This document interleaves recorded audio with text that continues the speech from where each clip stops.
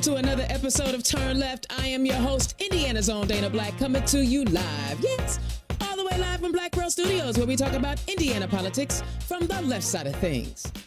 First and foremost, yes, still, Happy Pride. Yes, I'm going to keep singing Happy Pride because it's Pride Month. Not Pride Week, not Pride Day. It's Happy Pride Month. Second of all, it would only make sense that someone such as myself was born in Pride Month. Yes, my birthday is tomorrow, 54. This is what 54 will look like. 53 and 364 days right now, but 54. I am going to be knocking on wood, thinking that I still have all of my teeth.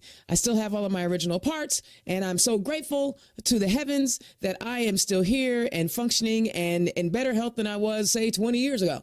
So y'all drop a line and wish me happy birthday. I love the love. My love language are words of affirmation. I just need y'all to know that. So while I'm starting off on a good mood right now, I'm going to talk about Bloomington again. And yes, it's for a good reason. I know y'all be like, dang, Dana, you be hitting up Bloomington all the time. Because sometimes I scratch my head how the liberal town does things. But they did a solid for the community last night. WTHR reports Bloomington's City Council passed a resolution Wednesday night that advocates say shows the city's support for the transgender community. The move comes more than a year after the state passed a law banning gender-affirming health care for transgender youth. The resolution calls for designating Bloomington as a safe haven for gender-affirming health care. The resolution passed unanimously. The vote was greeted by cheers from supporters. Under the resolution, the city would ensure that laws or regulations punishing people for seeking or providing gender-affirming care would not be prioritized by city officials. So what does the resolution really do? City officials say it does not supersede the law passed by state lawmakers last year. That means the ban on transgender-affirming health care for transgender youth still exists. One counselor told 13 News the resolution is really a ceremonial gesture, a show of support to the transgender community and their families. Listen, guys, I know this one, like the ceasefire resolution, are symbolic. But this one is actually a positive thing in that they are saying those of you who live in Indiana who are fearful of your existence in other parts of Indiana, come to Bloomington. That's just like many of the cities have passed resolutions making Pride Month an official thing in their communities. Hamilton County and Carmel in Hamilton County has done such a thing in a very, very red county, right? Not so red no more, though. But what this means is that, when you move into certain communities, you can be safe to be yourself. And that's what Pride is all about. It's about being safe. It's about being in your community and being loved for who you are. So kudos, shout out, cheers to Bloomington for passing this resolution. I tip my hat to you. I applaud you. This is a wonderful, wonderful thing. All right. This one, y'all, it's not necessarily policy driven, but it is. So I need y'all to check this one out because this one is going to hit your pocketbooks. The Times Mail reports Duke Energy is seeking regulatory permission to increase fees to electricity customers in Indiana, and Hoosier residents and businesses have until July 5th to submit comments before the Indiana Regulatory Commission, the IURC, makes a decision. Now listen to this, y'all. The request would raise electric rates by 19% in a two-step process, with rates increasing in March of 2025 and again in January of 2026. The increase would raise the flat connection charge for residential customers from $10.54 to $13.70 each month, according to the IURC. It would also increase the electricity consumption portion of the consumer's bill.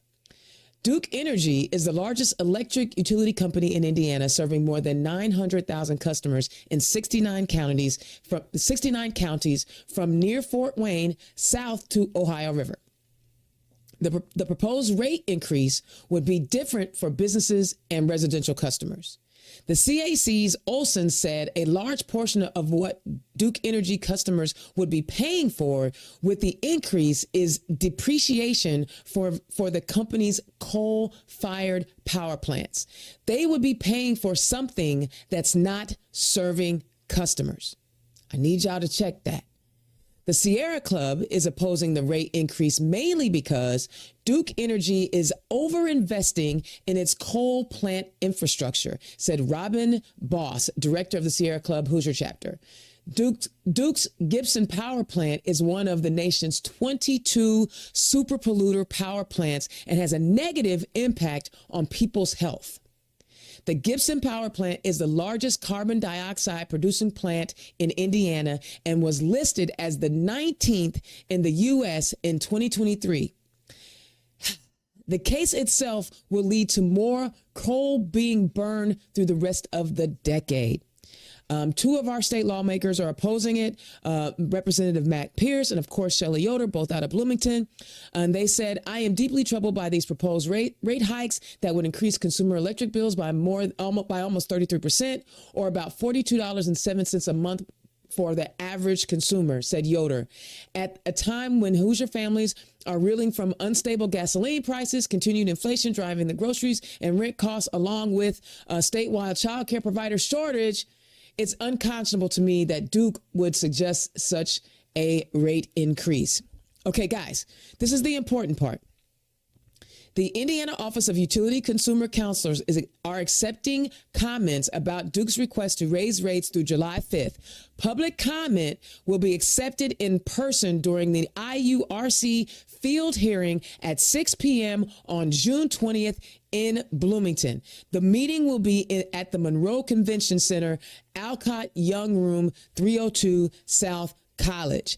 Guys, I have been talking about super polluters for as long as I've been talking to y'all. I've been talking about the fact that there was a study that was sent out that said if you have asthma or any type of respiratory issues, move out of Indiana, because all you're going to do is hurt yourself. You're not going to improve your quality of life by living here with this. There are 22 super polluters in the whole country. Now you think, okay, 22 and there's 50 states. That's not so bad. Maybe it's just one per state. No, Indiana has 4 super polluters all circling Evansville.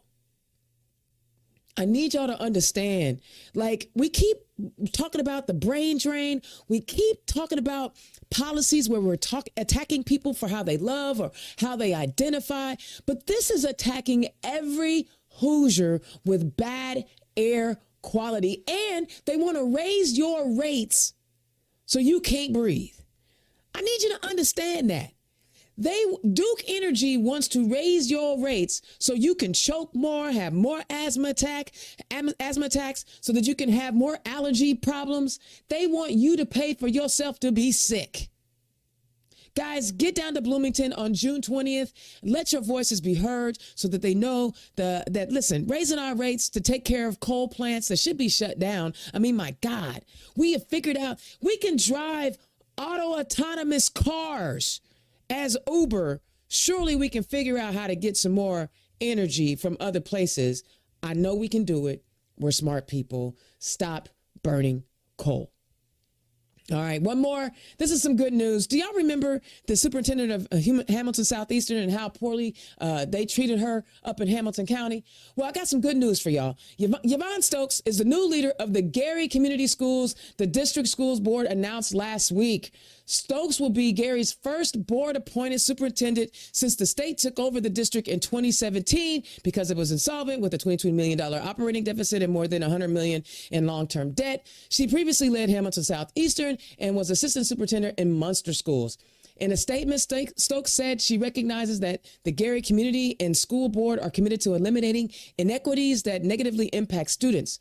These efforts resonate with me because I am passionate about breaking down barriers and creating access and opportunity for all of our students to be successful. Therefore, in the spirit of continuous improvement, I am grateful for the opportunity to support the empowerment of all our students so they can thrive academically, socially, and emotionally.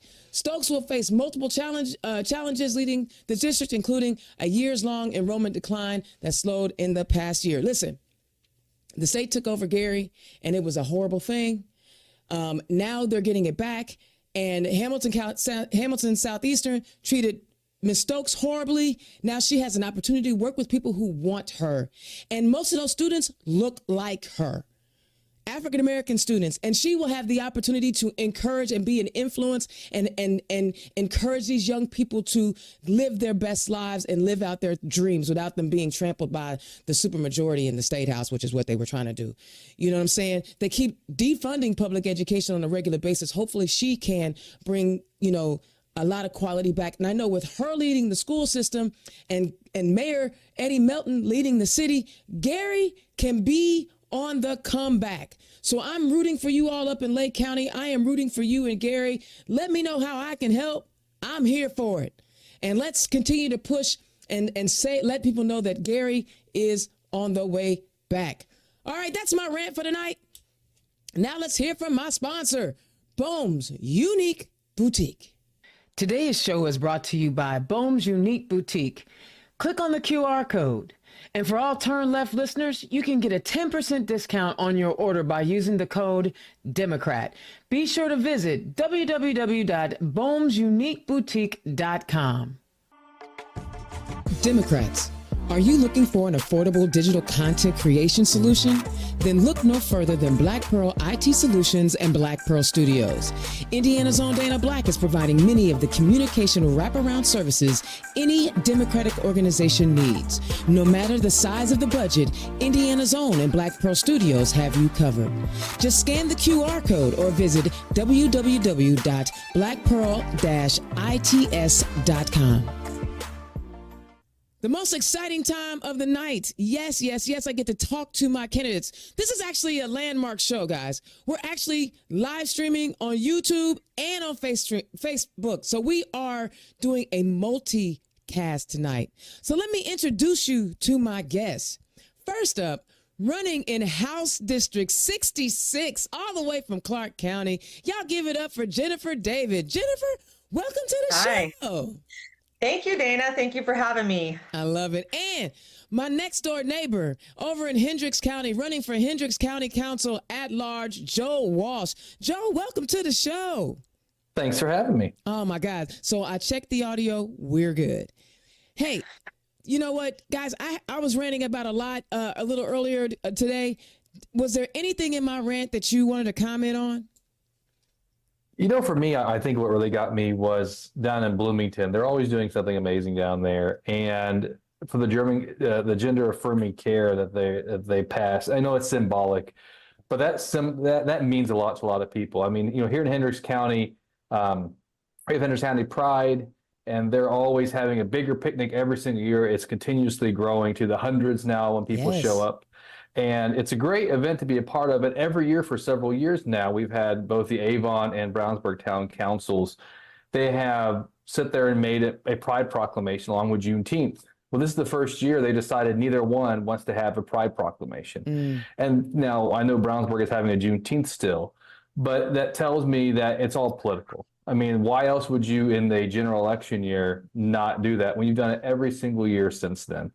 And so to see a community that's still willing to do that, that's willing to step up and support, members of their community, which right now, let's be honest, if you look at all the legislation going through, especially the state of Indiana, if you don't feel involved in your community, that really does increase, a lot anxiety, dark thoughts and a lot of things for people. So, I really applaud them for doing that. Absolutely.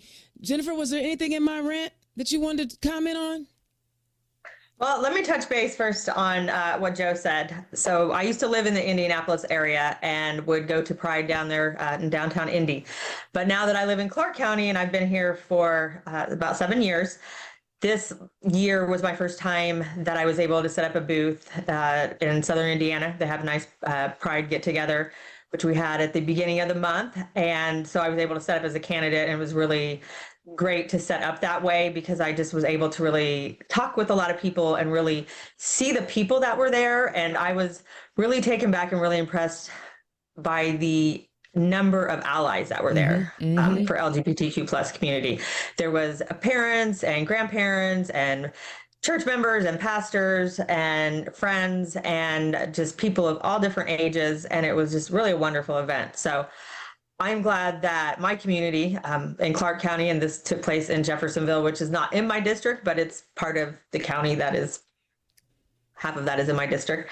Gerrymandering, right? That's right. Well, that was never in my district, but still, it kind of chopped up some things. But anyways, I am happy that that continues here in Southern Indiana. And I really want to applaud all the Democrats that continue to support the LGBT community openly as they're running as candidates, because I feel like Joe kind of touched on this, either this interview or the last one, but not everybody's doing that. You know, it is political, but we are the party of the people, and we should be advocating for all Hoosiers. I love that. I love that. And you know, the last time we chatted, Jennifer, you had a passionate comment about Duke Energy.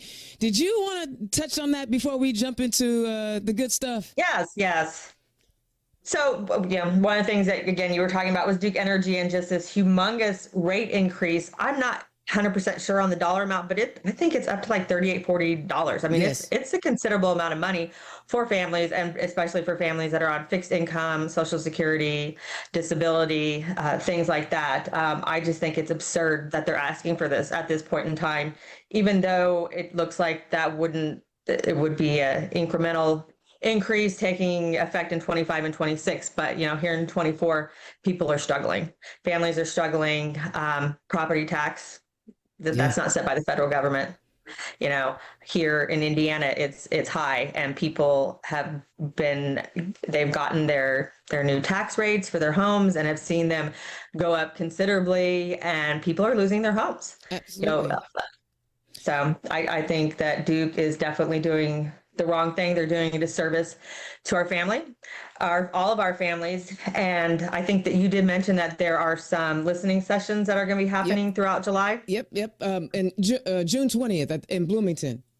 Yes. And then I think there is one that's going to be happening in New Albany as well. I don't have the date. I think if it hasn't already taken place, I think might be the third week or the last week in June, but hopefully you can share that information, because I really encourage people, they need to come out and you need to talk about how this would be a burden on your family, and how it's completely unfair that they are charging us for the coal, right? Yes. Some of this has to do with the coal that they're burning and, destroying our environment and affecting our health. So it's a double, triple whammy there. Absolutely. I mean, I still am having a hard time thinking that people are going to have to pay more money to get sick. It just doesn't make sense. All right, Joe, we'll start with you. Tell the people who you are and where you come from. Well, my name is Joe Walsh. I live in wonderful Hendricks County. We moved here about 9 years ago. My wife, Shannon, and I, we have 4 wonderful kids, and I retired from the Army, and we decided to come back to Indiana, which is where we're from. We originally settled in Brownsburg, and just a year ago yesterday, we resettled here in Avon to our home. We have 4 kids. Congratulations. Thank you. We needed a bigger boat. You did it with the interest rates high. Come on, bro. It's all right. There's certain things, I was able to find a good bank that gave me a comparable rate, and my realtor always told me, you love your house, you date your mortgage, right? Okay. And so you date that rate. So that's what I was looking at.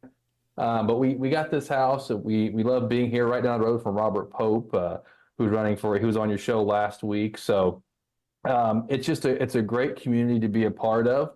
When I first moved back to Indiana, I was, sad to say, I was a Republican. Well, I thought I was a Republican anyway. But I got here, and the people that I was working with and I was supervising over, I don't know how they were making ends meet.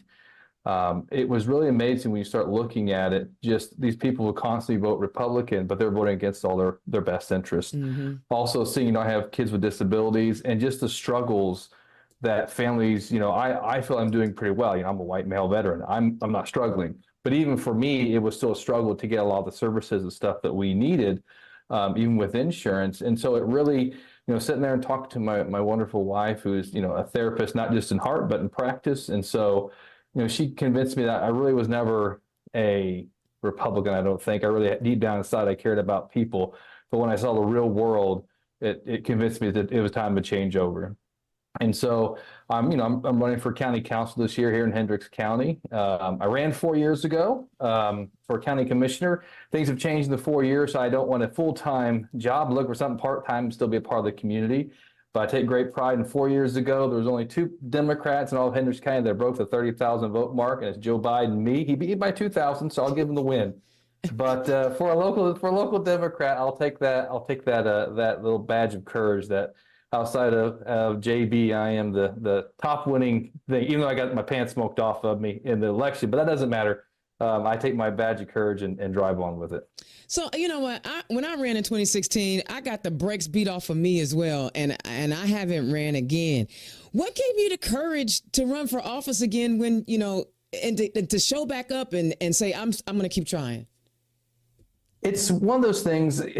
At first, I wasn't going to. I'm going to be honest. But, I've been serving for the past 3 years as the secretary of the county party.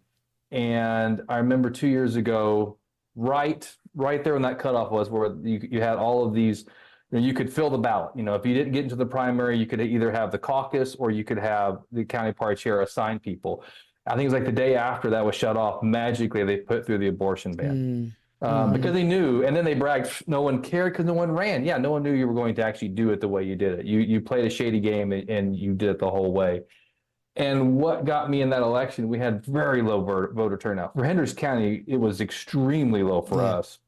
And I'm on the candidate committee. And the only answer we came to is we had no one to drive the ticket. Okay. It wasn't a general election year. There wasn't anything major that would drive people like a Senate or anything, or governor. And so we had no House races that were being competitive, and people just didn't care. And so that tells me, we need to fill the ballot. And I'm a firm believer, even in these farther, even down, where Jennifer's at. I believe if we can get primaries for Democrats, it motivates people. It wants the base to get out there and vote. And so at the very minimum, you got to fill the ballot. And at the maximum, try to have competitive primaries. So I put my money where my mouth is. I know I'm going to run this year and at large, so it's a lot more people are going to try to vote this year.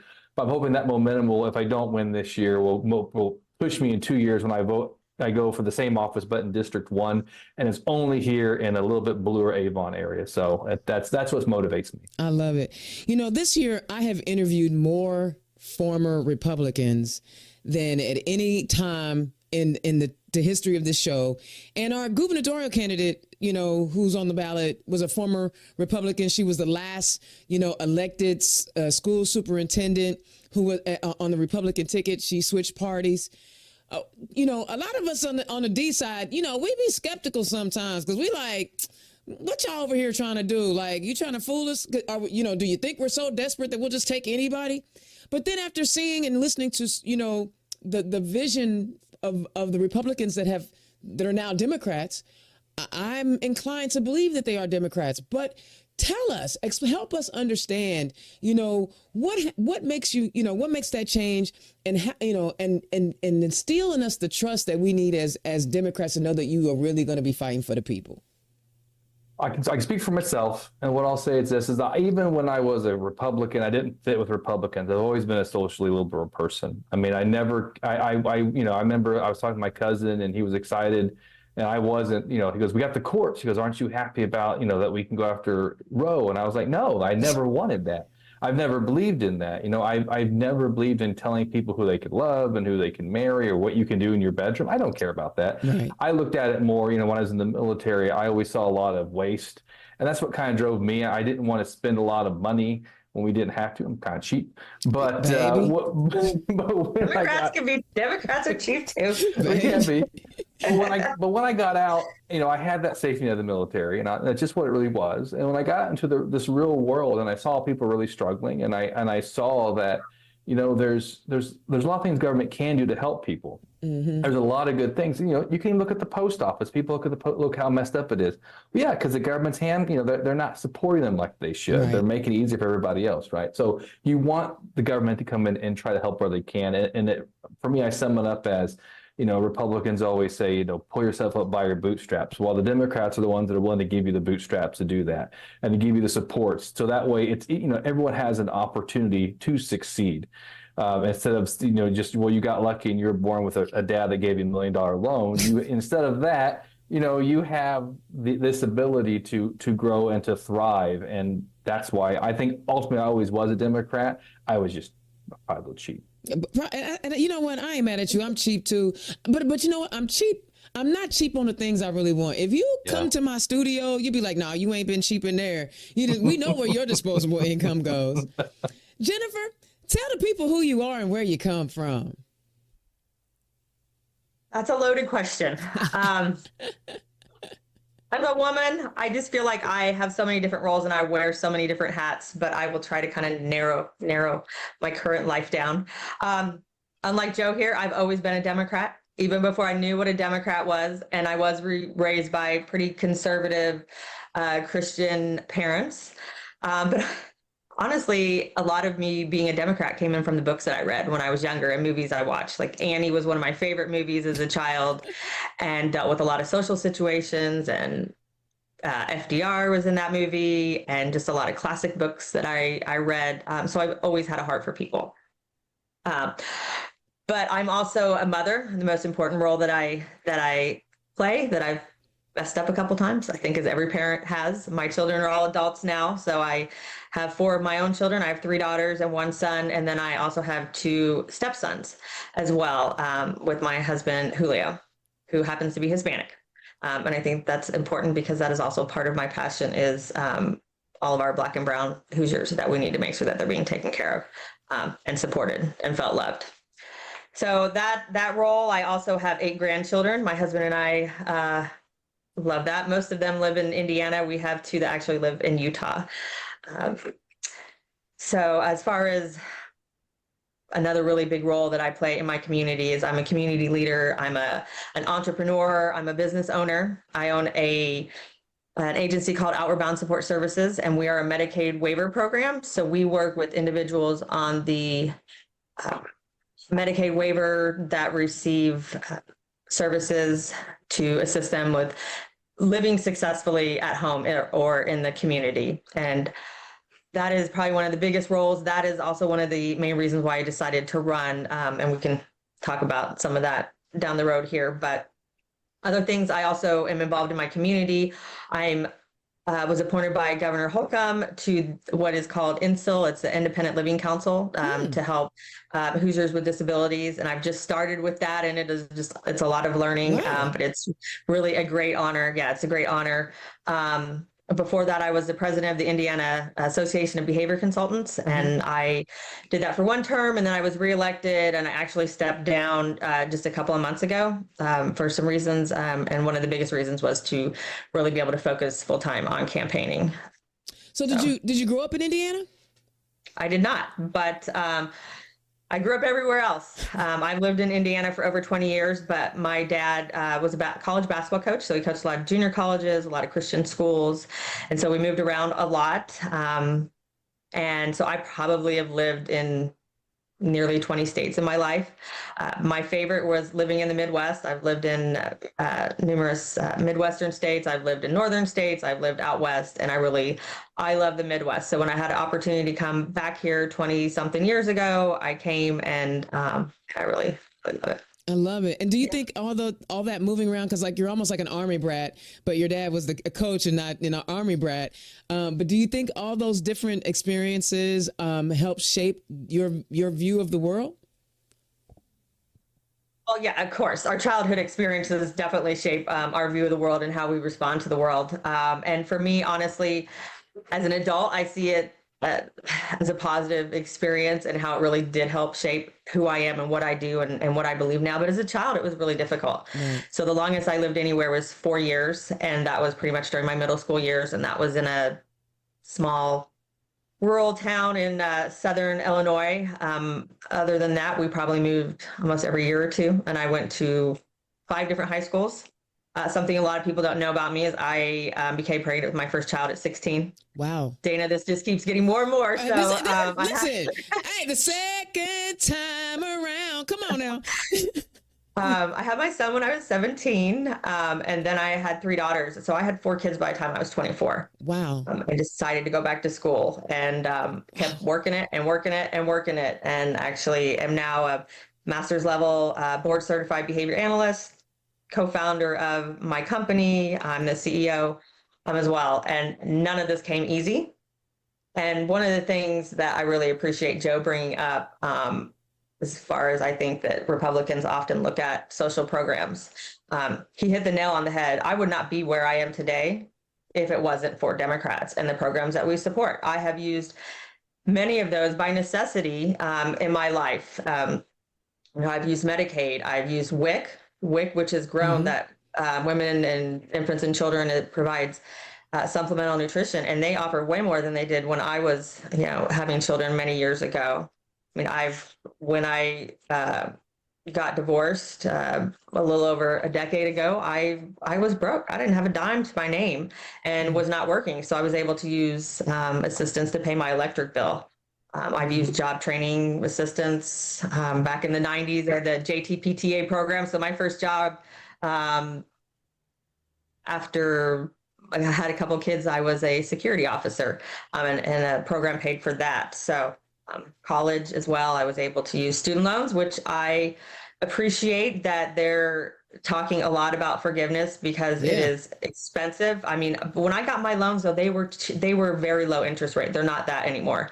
And I actually was able to pay them off during COVID, but they were high, and I hadn't paid many years because I have 4 kids. So I was definitely broke for most of my life. So in a nutshell, that's kind of who I am and the kind of things that help to shape me. And so I think that just makes me a more empathetic candidate, because I've been where a lot of people have been. I've had a lot of experiences, not just growing up, but as an adult as well.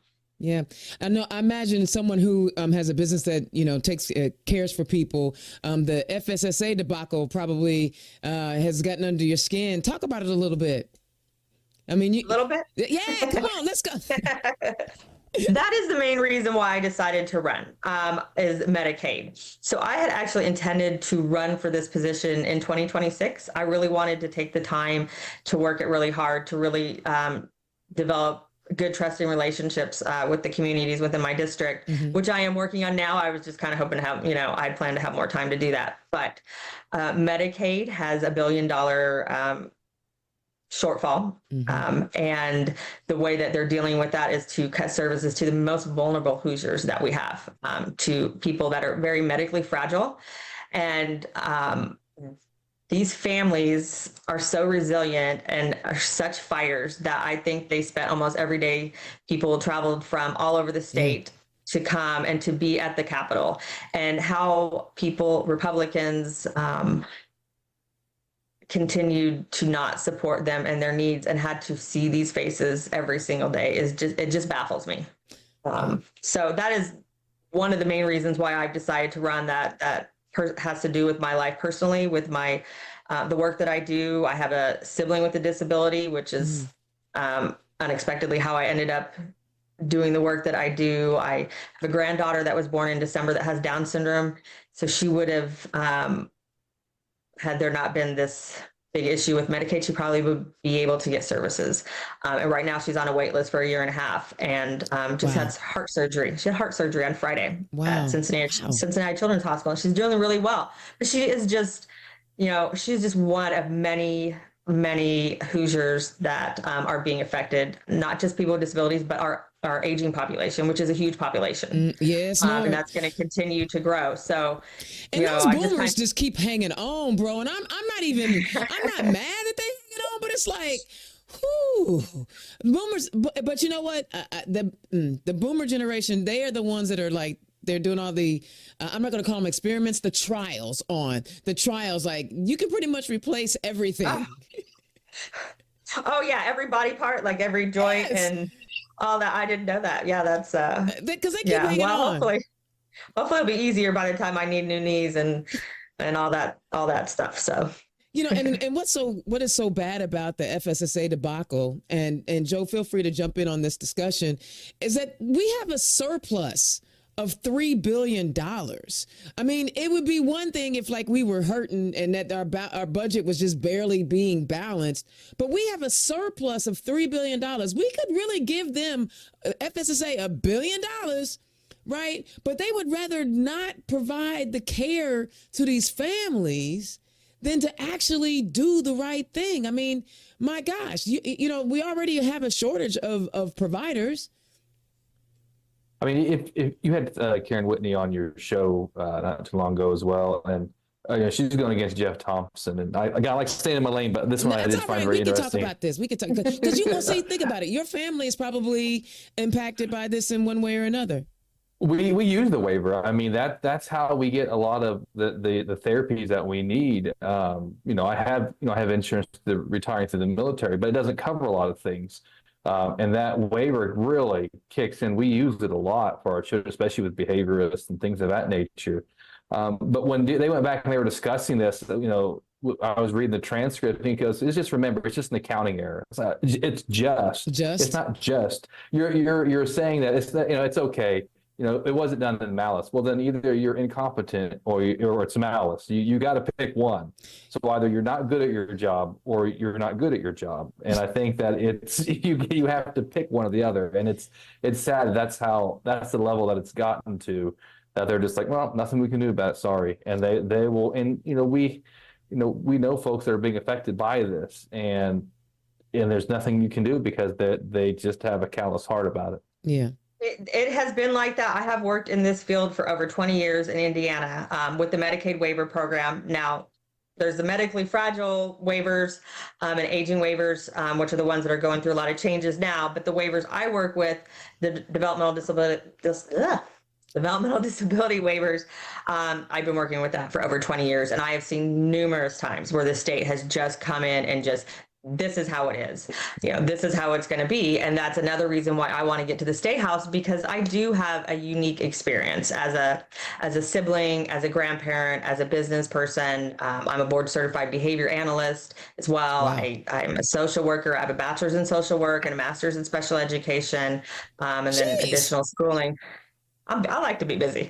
It comes from all that growing up trauma that we haven't talked a little bit about. So yeah, I had to learn to do things on my own as I was moving. So that's just really where my passion comes in, helping people.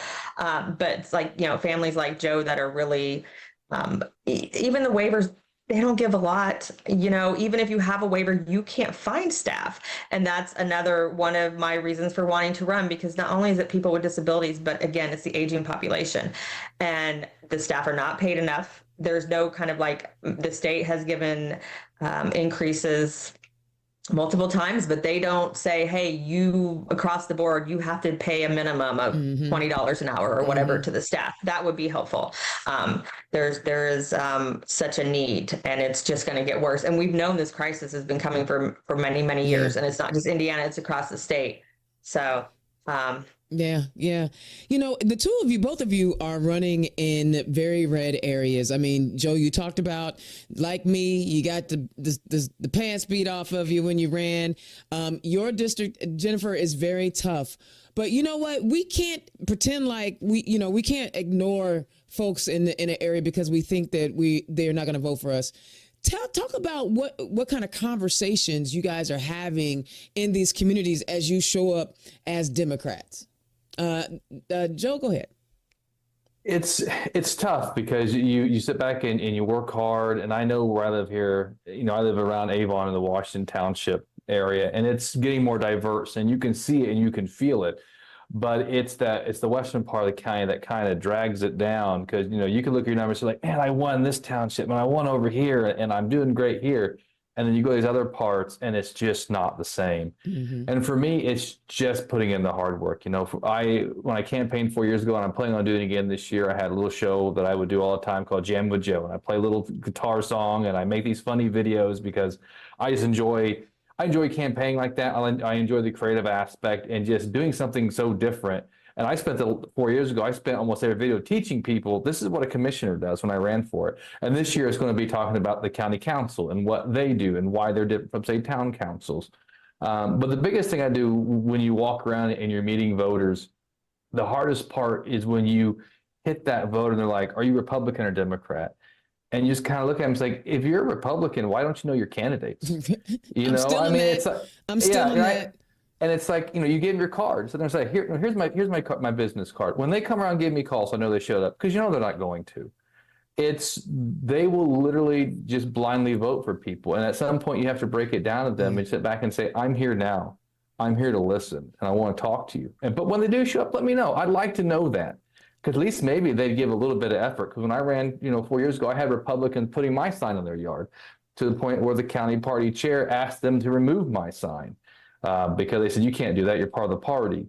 And because they saw that those people care and pay attention, they saw that I was working. So it's very difficult, but sometimes you just got to call a spade a spade. I mean, you just gave a nugget right there. You're a Republican and you don't know who your candidate is. I'm stealing that. Y'all should all steal it. Everybody should take it. And when you go knock on doors and they ask if you're a Republican or a Democrat and you say, if you're a Republican, how come you don't know your candidate? I love it. I love it. Jennifer, what's it like for you and what kind of conversations are you having out there? Well, it's kind of different in Clark County and Scott County. So I live in Clark County and I've been here for about 7 years and I'm pretty involved in my community, involved with other social service agencies, also involved with our Chamber of Commerce. So there's a lot of elected officials that I see, people that are involved in politics on both sides of the aisles. And I feel like a lot of us are very friendly. We work together, we talk about projects. And honestly, nobody knows what you're doing when you're voting. So It's really like building those relationships. I know every race that I've been in or when I've talked with people are like, I know Republicans are going to vote for me. And that is probably true. But we have an even better opportunity here in Clark County because there's a lot of things going on politically with the Republican Party that we've had a lot of crime happen from previous elected official. One of our previous sheriffs has him through a nonprofit that he also owned, which is the ambulance service, had stolen $4 or $5 million. The taxpayers of Clark County actually paid for his oldest daughter's college, all 4 years of her schooling. What? So she got, I mean, it's just crazy. You got to look it up. But so that is the opportunity that I took. But, these are, unlike some party members that have, known about this for years, even before I came here, just some of the problems with the Republican Party, we joke about it and stuff, and we make, we should do a 60 days in kind of thing because the sheriff was on that show. But I feel compassion, honestly, for a lot of the Republican friends that I have, not just with this, but, being a Republican, being a Democrat, being so many other things, being LGBTQ, these are part of our identity. And when those things change or, all of our parties have gone through changes, we've all had bad leaders. And, it's not just as easy as saying, oh, I'm not going to be a Republican anymore. For a lot of these people, especially in rural communities, this is their life. This is their family. This is generations and generations of how they live. And that is hard and that is confusing. And and that's not how everybody is. I mean, there's people that are like, yeah, Trump, and that's the orange menace. The orange menace. We don't ever say the T word. It's the orange menace. The felon. We can call him the felon. So I'm pretty compassionate about that, and I have good conversations with people in Clark County, and then because I did have a primary. Scott County is a huge part of my district, and I was able to spend a lot of time there, and I've just really gotten to know people, and they have been overwhelmingly supportive, open, with very accepting of me, because not only am I running as a candidate, I am running because of who I am, what I do, and where I live. So I take those things with me, and I'm an advocate for people with disabilities, and children, and healthcare and education. So anywhere that I can connect resources and people, I do, and I've been doing that for many years. So I think that's something that I bring to table, but that's something that also helps me in campaigning and getting to know more people and really educating myself on the different communities and what their needs are, because Scott County is a lot different than Clark County. They're several years behind Clark County. They have a lot of other needs. They actually rate the lowest in the state of Indiana in terms of childhood health outcomes. But despite that, they have a lot of support and a lot of resources, and they have a lot of Democrats in office, which I love because it's just kind of a different atmosphere. But they do have, a lot of other issues as well with their county council and some things with their school district too. But I've been told many times that from voters there, they love that I'm there, that they see me, that I'm an active part of the community, that I am there, I am working, I am, trying to help them deal with some of the things that they're dealing with. And on top of that, the concern for that community, many other ones, are the grants that are drying up from COVID grants. Some of those things are drying up. So that also is an opportunity to try to find out more about what the needs are. So hopefully if I go to the State House, I can make sure that I'm representing all the communities and fighting for them. I love it. I love it. I love it. And one of the things you said was that you built relationships before you started to run. I wish I had known that when I ran in 2016, that you should go and build the relationships, because we should be building relationships before we ask them for anything, right? We should be, we should be going in and saying, what can I do for you, before you go in and say, will you donate to me? Will you, vote for me? And it's hard work.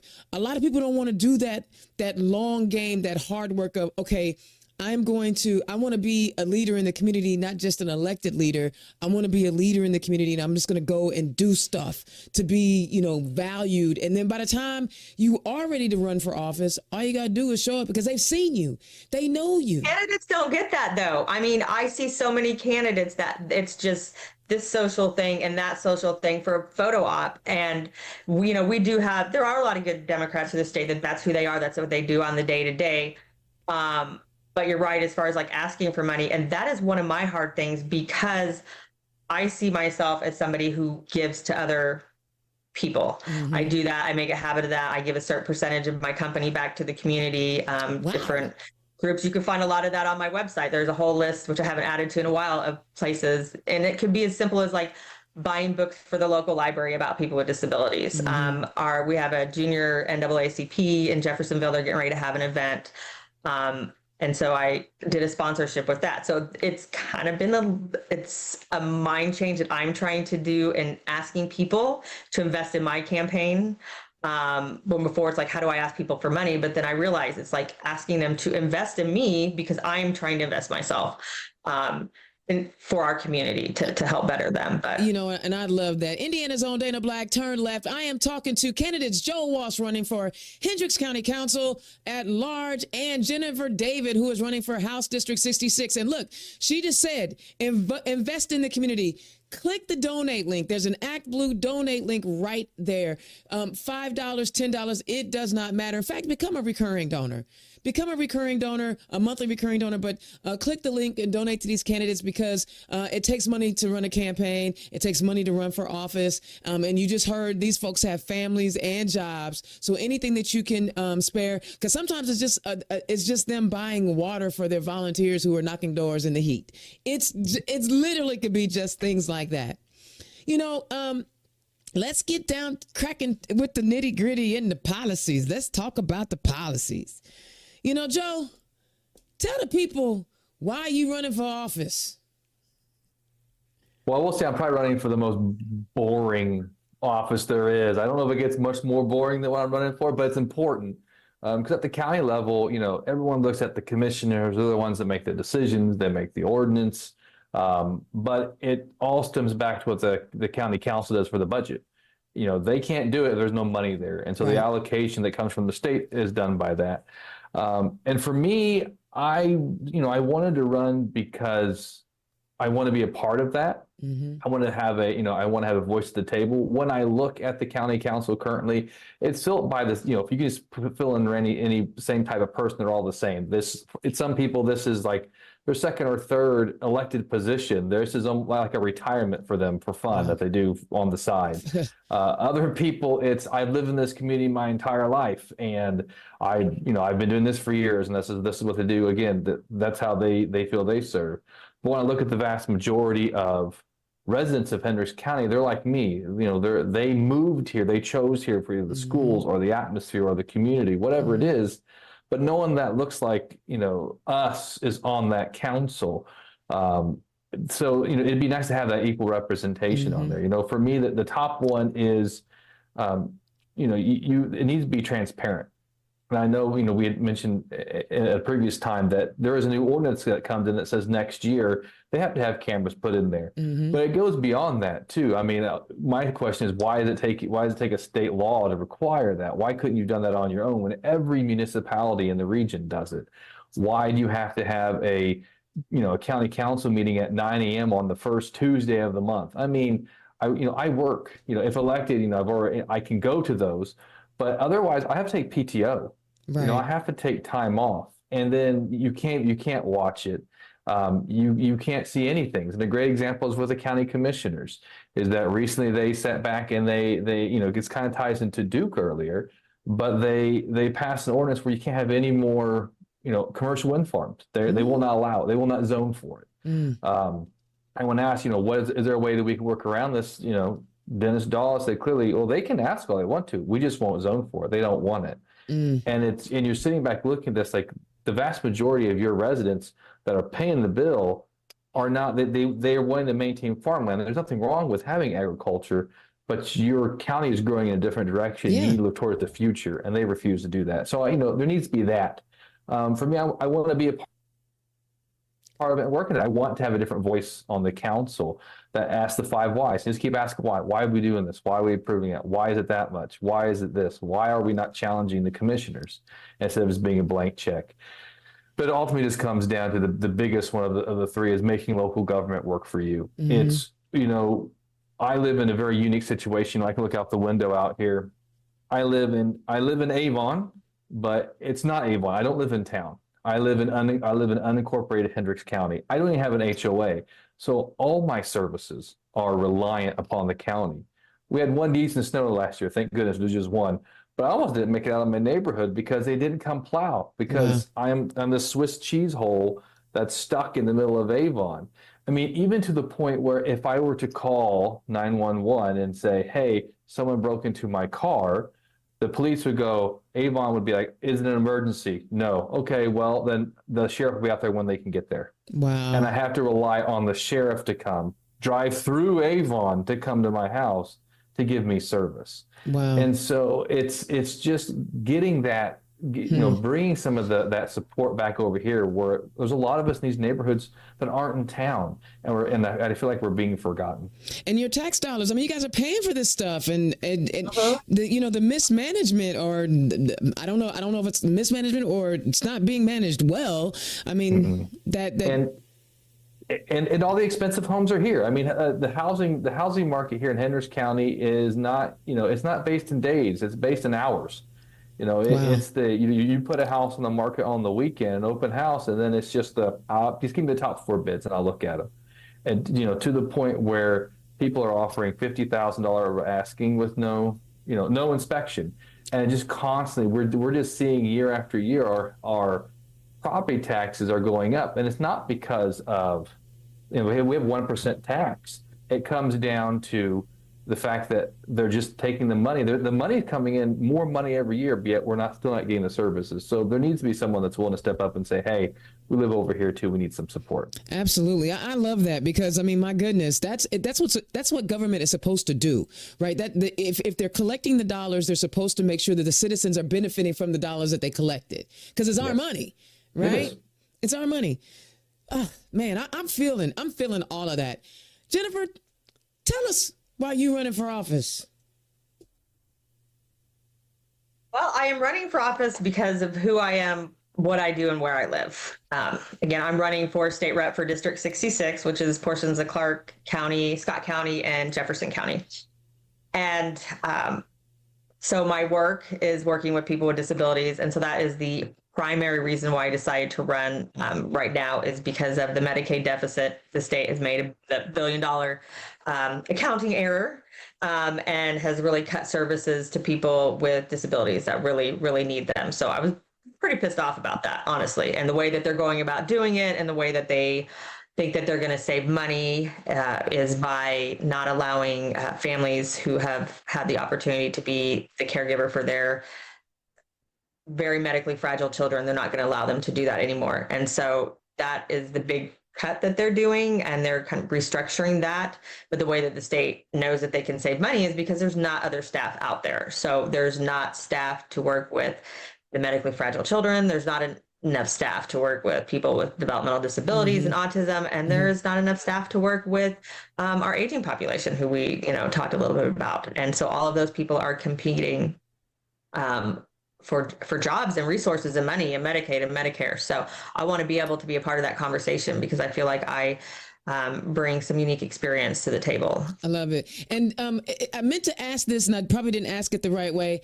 When you guys are going to be elected, right? I'm claiming it. I'm claiming it in the universe. Y'all are going to win your elections. Tell me the first pieces of legislation when you show up in org day, Jennifer, and you get to turn in your, it's a budget year, so you only get to turn in 5, I think, pieces of legislation. But give me your top 3 or 4 pieces of legislation that you're going to introduce. So my first one will be trying to figure out something with this mess of Medicaid and the services and supports it's supposed to be providing Hoosier families. So we talk a lot, and all this talk has been about the medically fragile children, but there's other waivers, the ones that I work with, the ones that are developmental disability waivers. And what people haven't talked about is that last July, there was a lot of pay increases, some of them very disproportionate to what they should be for some of those services that I think ate up a lot of that budget. So we really need to be balanced so we can make sure that we are supporting all the families that we possibly can.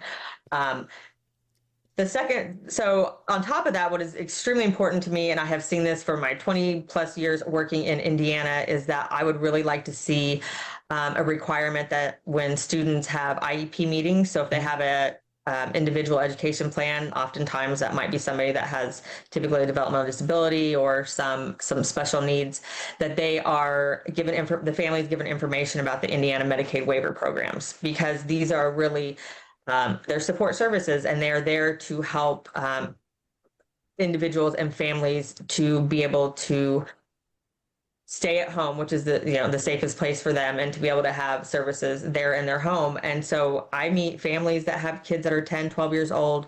They're not able to verbally communicate. They may have very challenging behaviors because they did not have the knowledge to even be able to apply for services. Mm-hmm. And there's a wait list, a good couple years wait list to get services on any of the waivers. And it actually used to be like 10, 12 years, a couple decades ago. So we've improved, but there isn't anybody to target these families. And that could just really help families out so much. It can help them out emotionally, mentally, physically. Your mental care is just as important as, physical care of your body. It takes such an effect on families. But most importantly, it can give these children the supports and training and therapies that they need so they can get a head start in school, so they can be able to be successful. I love it.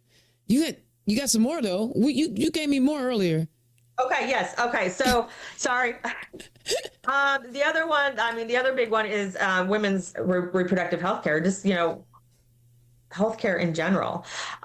Indiana still lags behind in maternal health care, especially for our Black and brown families. And that's just a shame. A woman should not, go into the hospital and not come out, with her baby. So Indiana has a long way to come with that, but also with, protecting in vitro fertilization and birth control, and also people that, need to be able to make their own choices for their own reproductive health care with their own doctors, with their own families.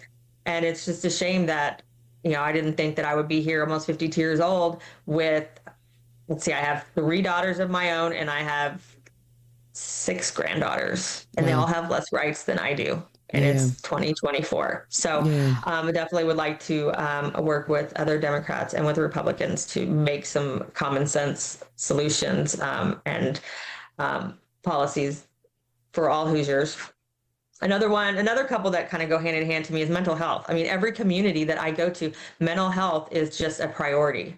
A lot of community foundations do community assessments, and that is just a number one thing for them. And unfortunately, my opponent, Zach Payne, who is running for his 3rd term, his number one thing is repealing the red flag laws. That's literally his number one. What? Yes, it is. It's not, and it's literally his number one priority, at least that he has said. But it may just depend on what the audience is. Wait, you have blown my mind. We have children being shot in schools. You can't go to a theater. You can't. Greenwood Mall, Noblesville.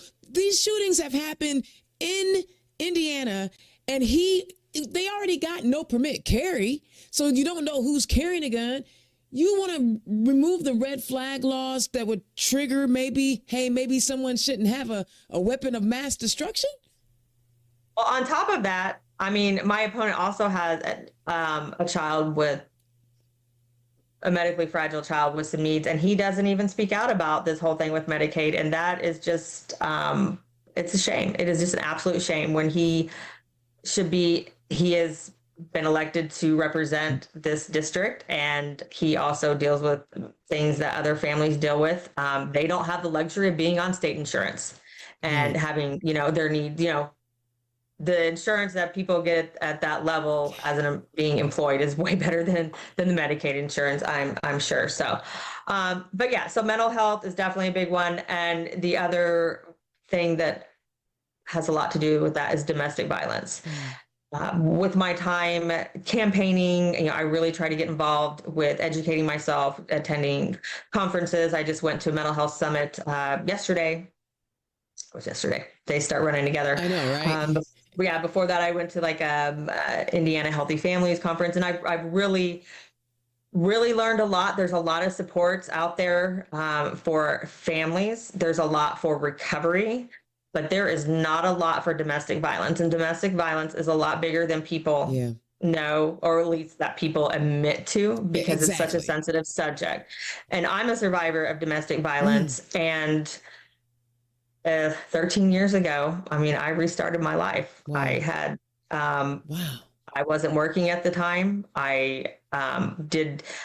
Fortunately, I lived in an area that had a local shelter. I lived in Morgan County, and there's a shelter out in Martinsville. I didn't go live there, but I was able to use their resources and supports, and it really saved my life.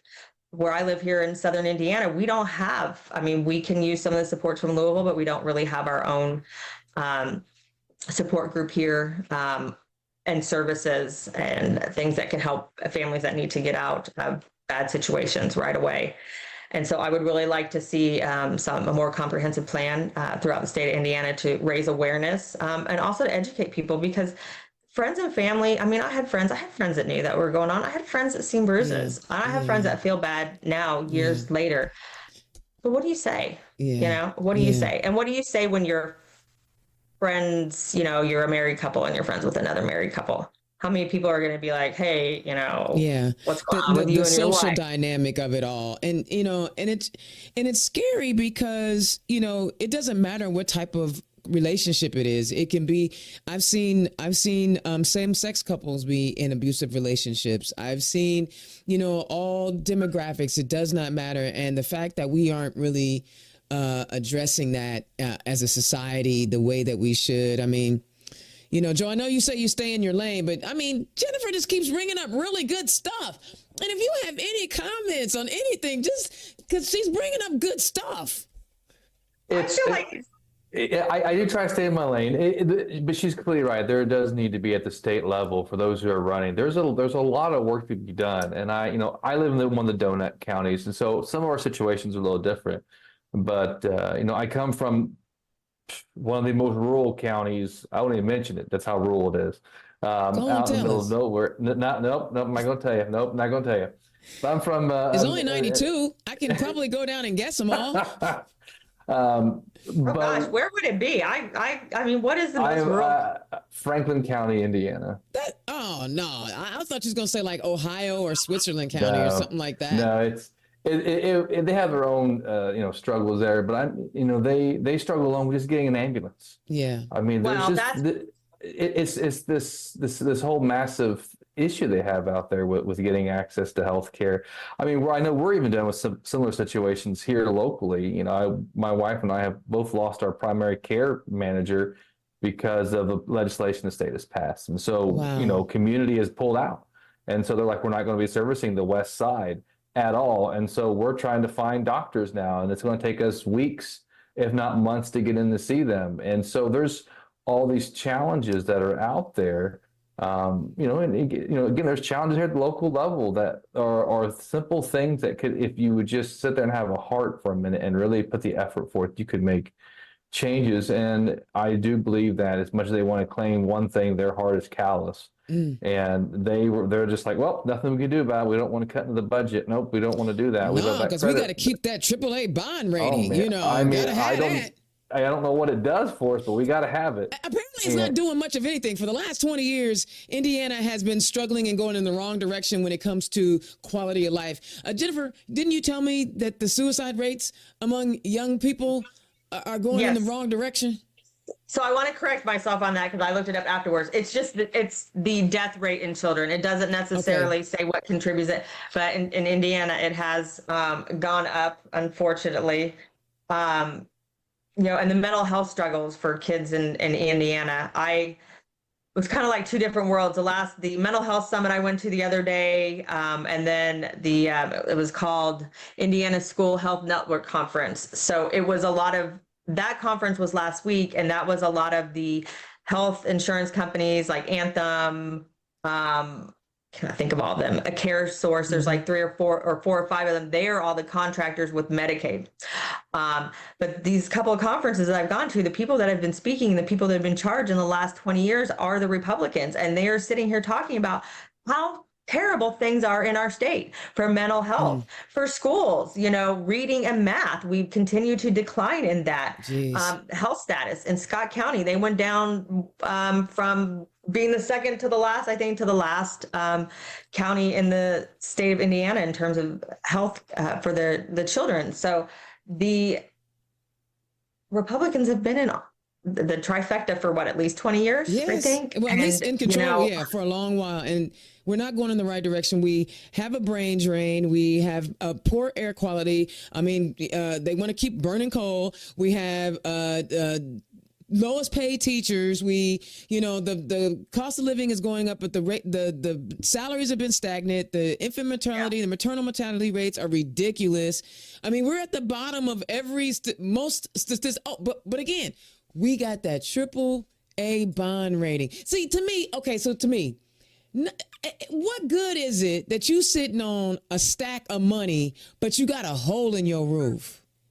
And you don't want. But it's not in the roof of the people that are making the decisions, and that's the problem. Oh my God! It's not their life. It's not their reality. At the end of the day, it doesn't matter. Then they are not public servants. They are selfish servants. Public servants are people who are supposed to be looking out for the people, like you guys are talking about. Like, Joe, you wouldn't have joined the military if you didn't understand the significance of protecting our, democracy and from enemies and da da da da. There's a service, there's a sacrifice that comes with that because you could be risking your life. You are a servant. Jennifer, you are out here every day taking care of the most vulnerable people among us, and the amount of patience that takes. You cannot sit up here and tell me you are pro-life, but you are not doing whatever you can to protect the life that's already here and that need the help. And you're sitting on $3 billion and you don't want to help people, you tacky. So y'all gonna make me say some bad words around here. Y'all gonna make me. Man, can y'all believe this? That hour is gone. Again, right? Okay, Joe, tell the people where they can find you.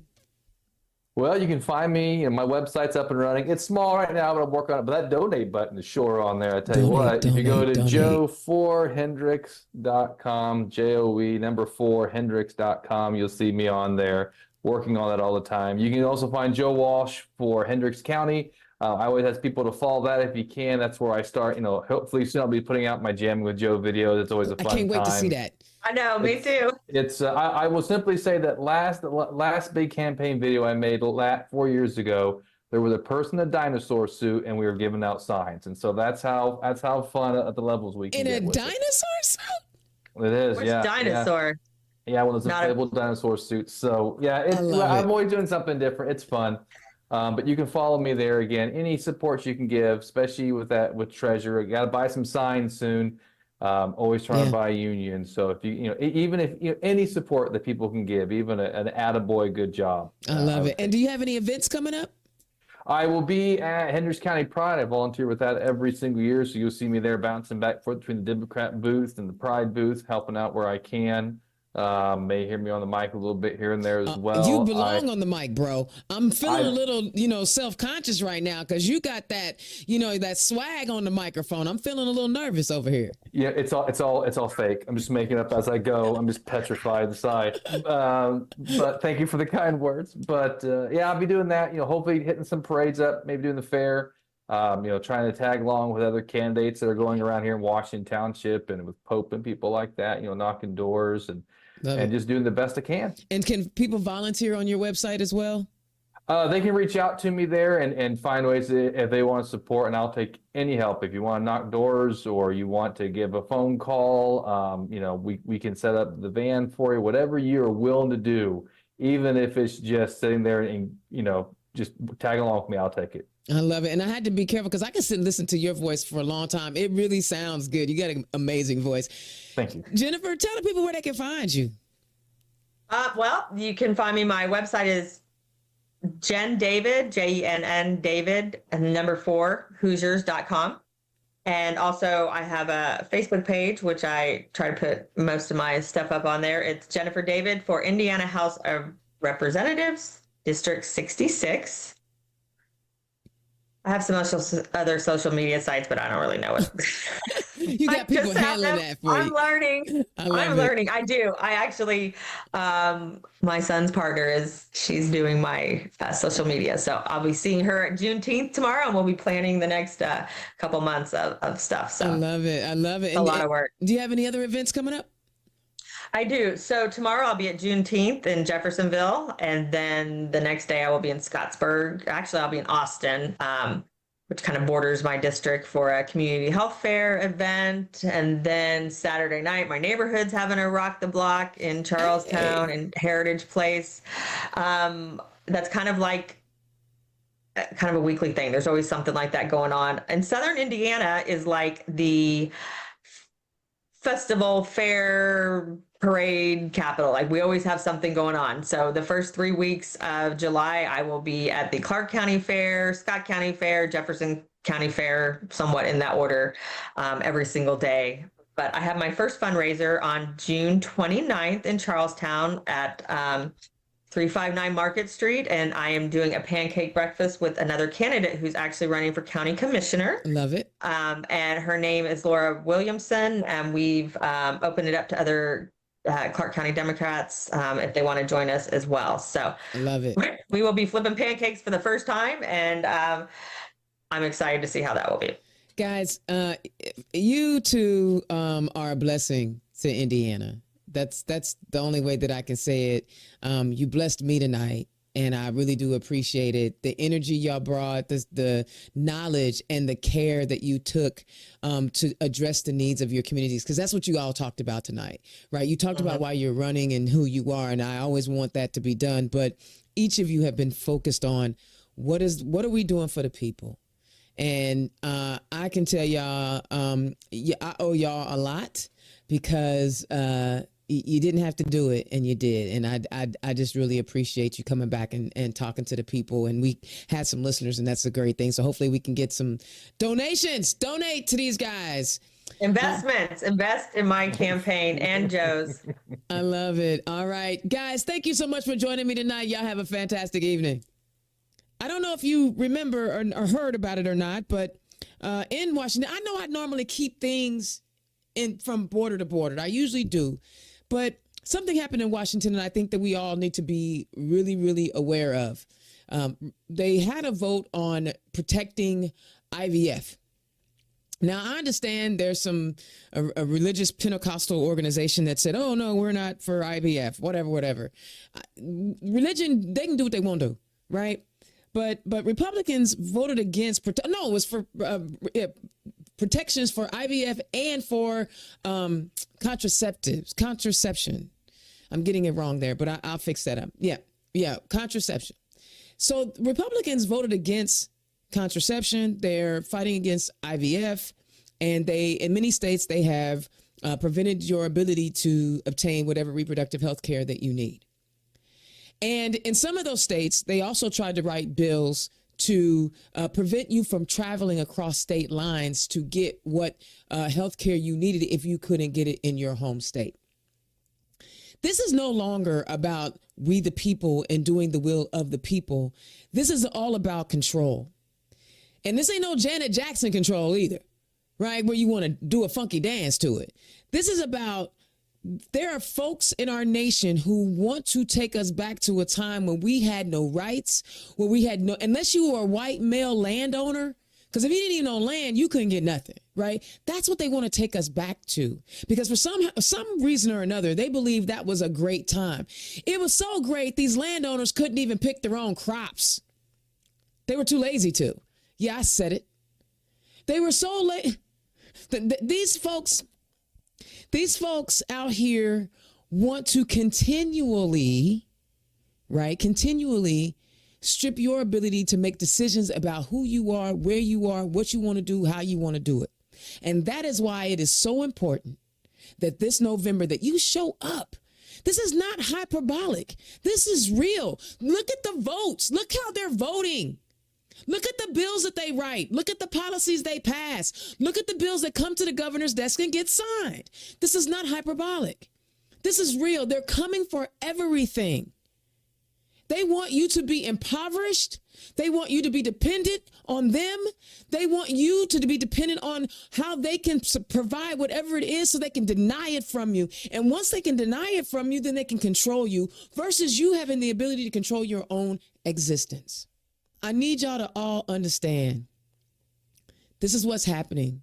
So please do not be afraid to cast a vote outside of the box that your daddy voted for or whatever. This is the time for you to vote your conscience and vote for your neighbors. Be a people person. Be a person for yourself. Look out for yourself. If we have a bad environment and the oceans are rising, that ain't good for your people.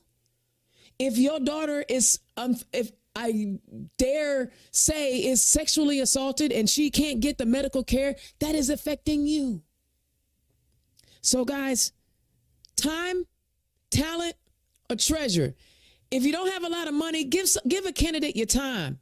Or if you don't have a lot of money, but you can help them navigate social media or create yard signs or whatever it is, give your talent, but also give that treasure so these candidates click the donate button. I forgot to mention that earlier. Click the donate button and help donate to these candidates so they can raise the money to do what they got to do to get the message out. All right, guys, I am going to enjoy my birthday tomorrow.